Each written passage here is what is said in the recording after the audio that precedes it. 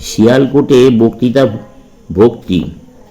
নিমন্ত্রিত হইয়া স্বামীজি পাঞ্জাব ও কাশ্মীরের নানা স্থানে ভ্রমণ করেন এবং ইংরেজি ও হিন্দিতে অনেক স্থানে বক্তৃতা দেন ও আলোচনাদি করেন।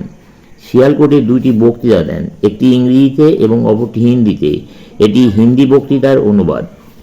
জগতে বিভিন্ন ধর্মের উপাসনা প্রণালী বিভিন্ন হইলেও প্রকৃতপক্ষে সেগুলি এক।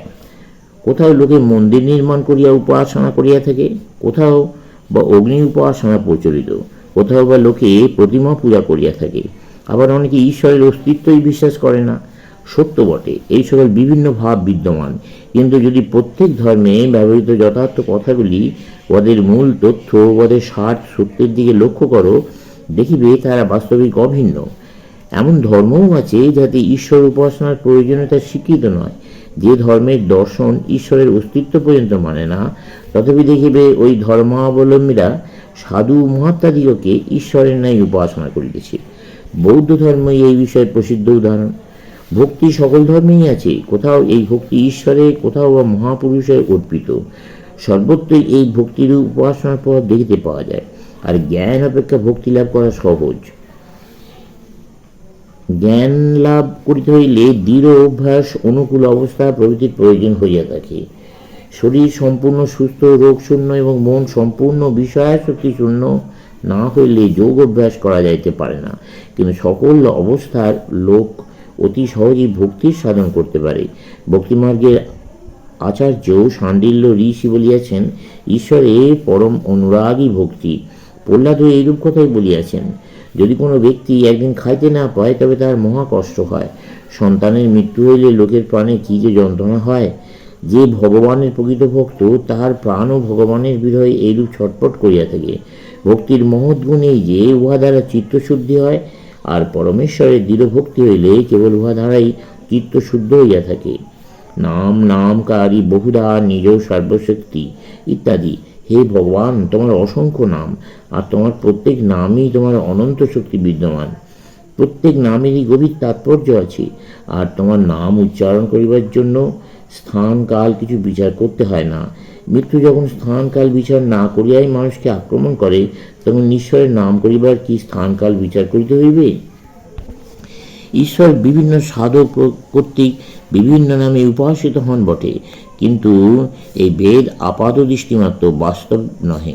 কেউ কেউ মনে করেন তাহাদের সাধন প্রণালী অধিক কার্যকর, অপরে আবার তাহাদের সাধন প্রণালীকে আশু মুক্তি লাভের সহজ উপায় বলে নির্দেশ করিয়া থাকেন।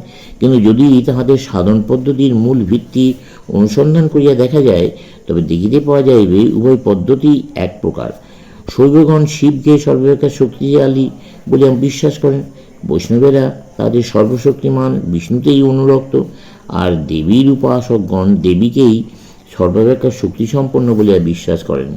কিন্তু যদি স্থায়ী ভক্তি লাভ করিবার ইচ্ছা থাকে, তবে এই দেশভাব একেবারে পরিত্যাগ করিতে হইবে। দেশ ভক্তিপথের মহান প্রতিবন্ধক। যে ব্যক্তি দেশ পরিত্যাগ করিতে পারেন, তিনি ঈশ্বর লাভ করেন। দেশভাব অবশ্য পরিত্যাজ্য, তা হইলেও ইষ্টনিষ্ঠা প্রয়োজন। ভক্তশ্রেষ্ঠ হনুমান বলিয়াছেন, শ্রীনাথে জানকীনাথে অভেদ পরমাত্মানি তথাপি মম সর্বস্ব রাম কমললোচনা। আমি জানি না যিনি লক্ষ্মীপতি তিনি সীতাপতি, পরমাত্মা দৃষ্টিতে উভয়ই এক, তথাপি কমললোচন রামই আমার সর্বস্ব। মানুষের প্রত্যেকেরই ভাব ভিন্ন ভিন্ন। এই সকল বিভিন্ন ভাব লইয়া মানুষ জন্মিয়া থাকে। সে কখনো ওই ভাবকে অতিক্রম করতে পারে না। জগৎ যে কখনো এক ধর্ম অবলম্বী হইতে পারে না, ইহাই তার একমাত্র কারণ।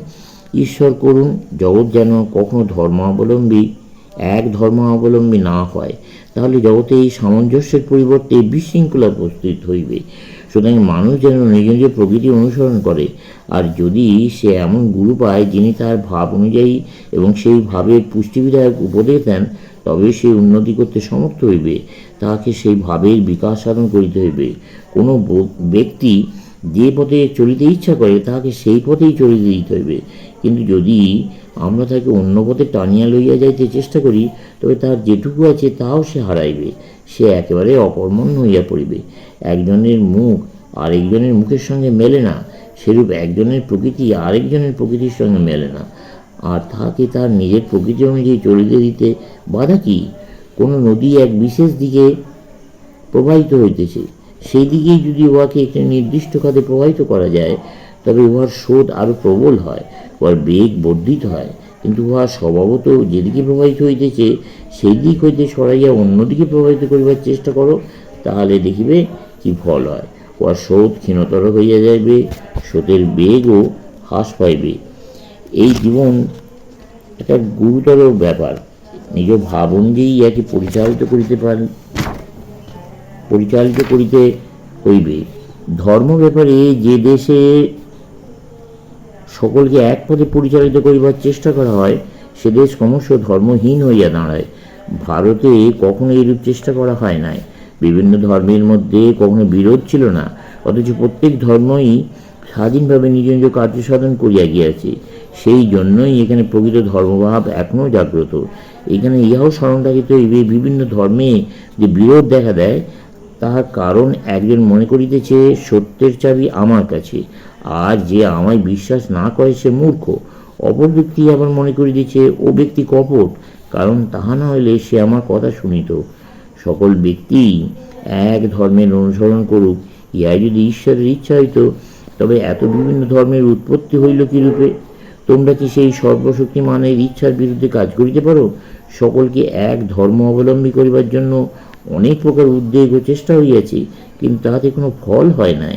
এমনকি তরবারি বলে সকলকে এক ধর্ম অবলম্বী করিবার চেষ্টা হবে যেখানে হইয়াছে, ইতিহাস বলে সেখানেও এক বাড়িতে 10টি ধর্মের উৎপত্তি হইয়াছে।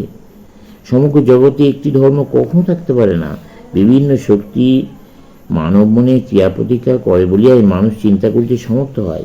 এই বিভিন্ন শক্তির ক্রিয়া প্রতিক্রিয়া না থাকিলে মানুষ চিন্তা করতেই সমর্থ হইত না, এমনকি মনুষ্য পদবাচ্যই হইত না। মন ধাতু হইতে মনুষ্য শব্দ ব্যুৎপন্ন হইয়াছে। মনুষ্য শব্দের অর্থ মননশীল। মনের পরিচালনা না থাকিলে চিন্তা শক্তিও লোপ পায়। তখন সেই ব্যক্তিতেও একটা সাধারণ পশুতে কোনো প্রভেদ থাকে না। তখন এরূপ ব্যক্তিকে দেখিয়া সকলেরই ঘৃণার উদ্বেগ হয়। ঈশ্বরের চাই ভারতে যেন কখনো এমন অবস্থা না হয়। অতএব মনুষ্যত্ব যাতে বজায় থাকে, সেজন্য এই একত্বের মধ্যে বহুত্বের প্রয়োজন। সকল বিষয়ে এই বহুত্ব বা বৈচিত্র্য রক্ষা করা প্রয়োজন, কারণ যতদিন এই বহুত্ব থাকবে ততদিনই জগতের অস্তিত্ব। অবশ্য বহুত্ব বা বৈচিত্র্য বললে ইহা বোঝায় না যে উহার মধ্যে ছোট বড় আছে। যদি সকলেই সমান হয়, তথাপি ওই বৈচিত্র্য থাকিবার কোনো বাধা নাই। সকল ধর্মেই ভালো ভালো লোক আছেন, এই কারণেই সেই সব ধর্ম লোকের শ্রদ্ধা আকর্ষণ করিয়া থাকে। সুতরাং কোনো ধর্মকেই ঘৃণা করা উচিত নয়, চলবে।